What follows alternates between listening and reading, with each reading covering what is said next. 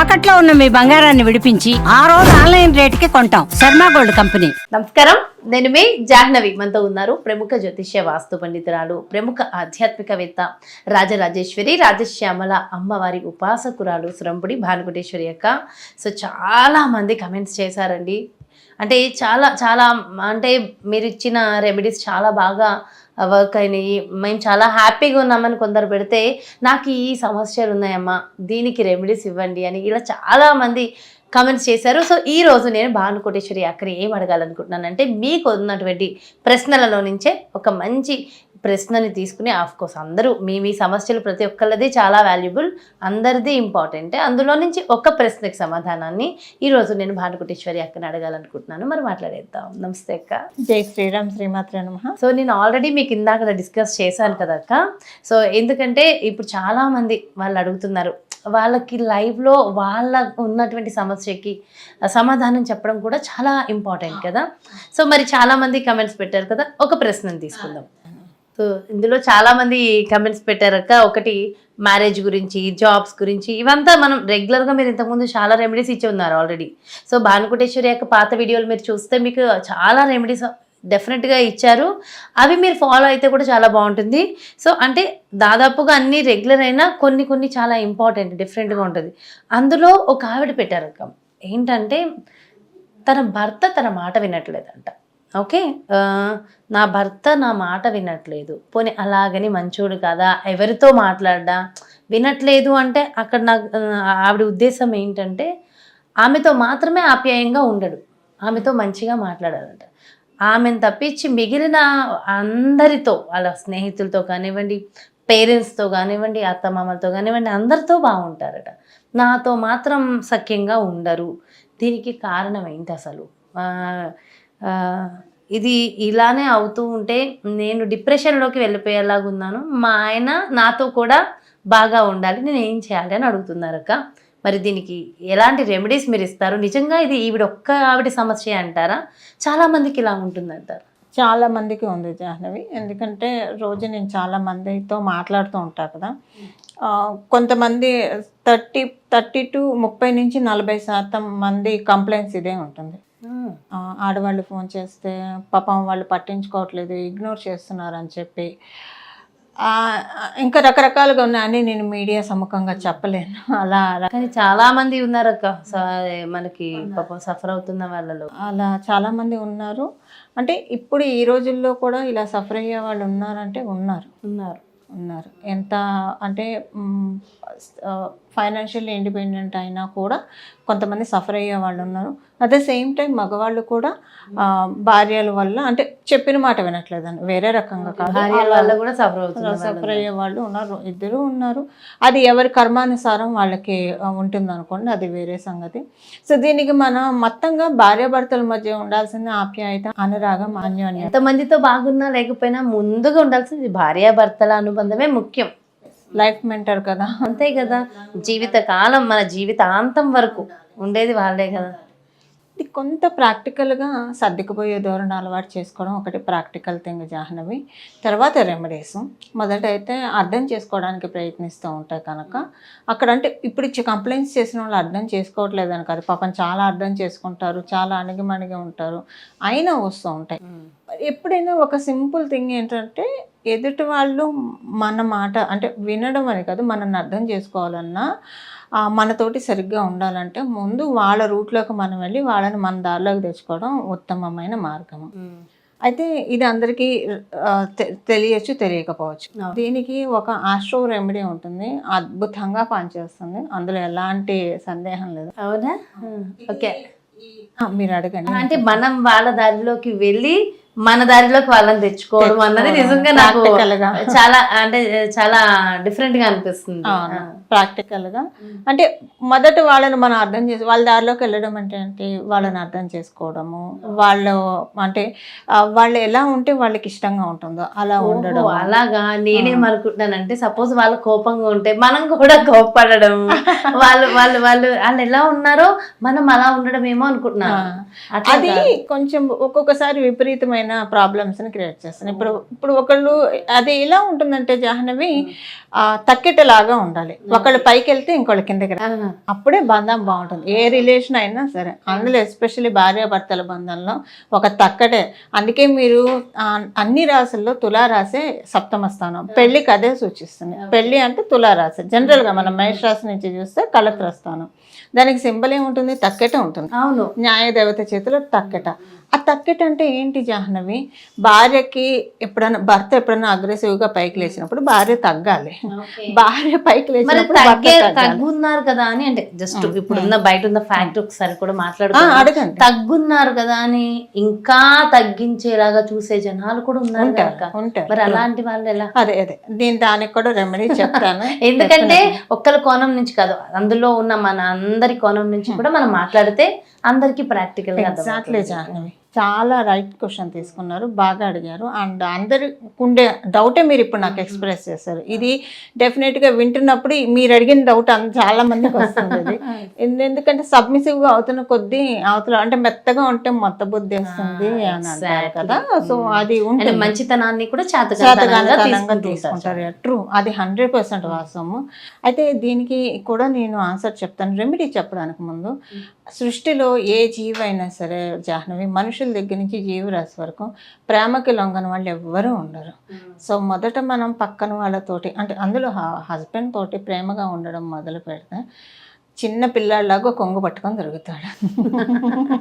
అందులో ఎలాంటి డౌట్ లేదు. అందులో చాలా మంది చిరాకు పడుతూ ఉంటారు కదా హస్బెండ్స్ కూడా. ఇప్పుడు వీళ్ళు ఎంత ప్రేమగా ఉండి, ఒకవేళ సపోజ్ కాఫీ తాగుతావా, టీ తాగుతావా, ఇలా ఏదైనా అడిగినప్పుడు ఇది తింటావా, ఇది వద్దు అది వద్దు, నువ్వు అసలు ఇక్కడ ఉండకు, ఇక్కడి నుంచి వెళ్ళిపో అంటే చాలా మందిని చూస్తుంటాం కదా మనం కూడా. ఇలా ఉన్నవాళ్ళు నా దగ్గర వచ్చి సలహాలు అడిగిన వాళ్ళు చాలా మంది ఉన్నారు. వాళ్ళకి నేను అంటే ఆస్ట్రో రెమెడీ చెప్పా, ప్రాక్టికల్గా కూడా చేయాల్సినవి చెప్పాను. ఒకసారి వెళ్ళమంటారు, 2 సార్లు వెళ్ళమంటారు, 3వ సారి అనరుగా, 4వ సారి అనరుగా. మనిషి అన్న వాడికి లోపల ఒకటి ఉంటుంది కదా, ఆత్మ విమర్శ అనేది ప్రతి ఒక్కళ్ళకి ఉంటుంది. అరే తను నాతోటి ఇంత ప్రేమగా ఉండి కాఫీ తాగమనో, మంచినీళ్ళు తాగమనో, లేదా ఏదైనా పెట్టి తినమన్నప్పుడు, లేదా నాతో మాట్లాడడానికి వచ్చినప్పుడు ఎన్నిసార్లు ఇగ్నోర్ చేస్తారు? ఇప్పుడు ఒక ఇద్దరి మధ్య డిఫరెన్స్ వచ్చింది అనుకోండి జాహ్నవి, అప్పుడు వాళ్ళు వీళ్ళకి కంటిన్యూగా కాల్ చేస్తే కొంతకాలం వరకు ఇగ్నోర్ చేస్తారు. ఆ తర్వాత ఏం చేస్తారు? అరే ఇన్నిసార్లు కాల్ చేస్తున్నారు కదా, లేదా ఇన్నిసార్లు మాట్లాడడానికి ప్రయత్నం చేస్తున్నారు కదా, ఏం మాట్లాడాలనుకుంటున్నారో విందామని అయితే డెఫినెట్గా రెస్పాండ్ అవుతారా లేదా? మొండిపట్టు పట్టాల్సింది అంతే. భర్త అనేవాడు ఆడదాని ప్రాపర్టీ.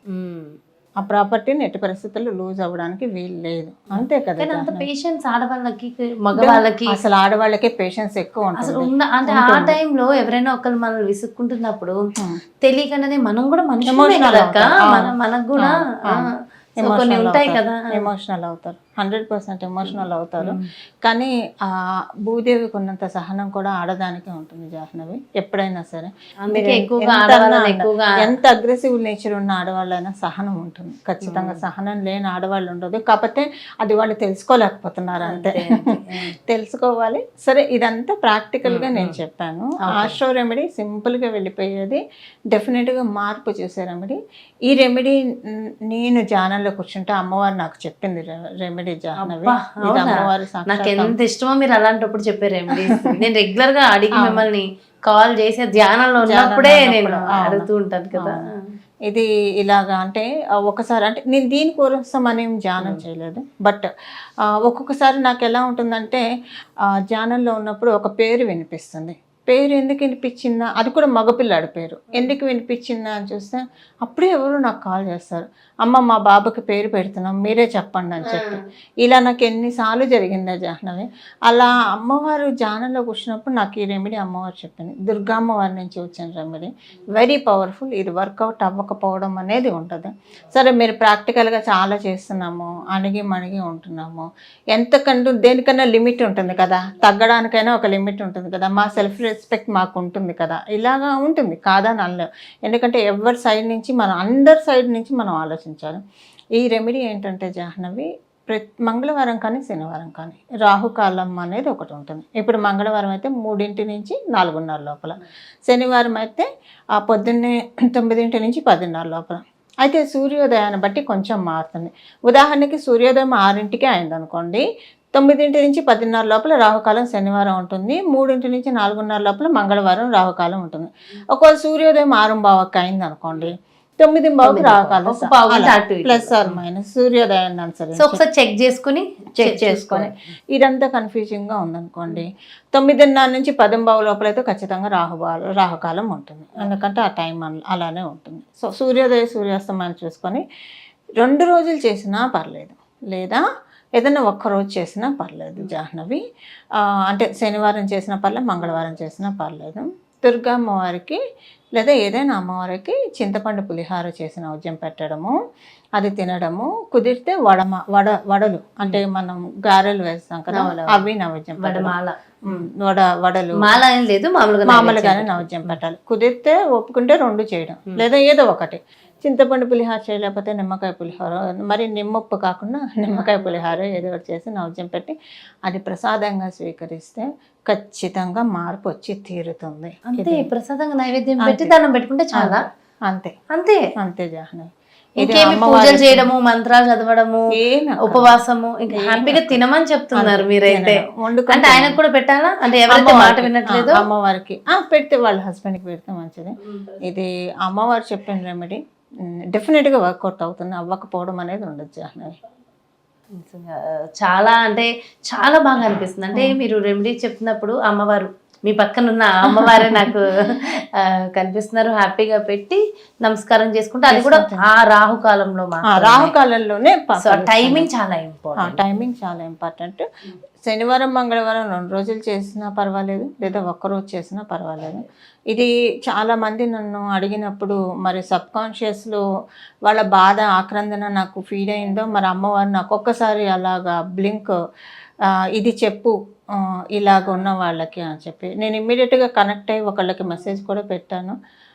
వాళ్ళు చాలా సంతృప్తి.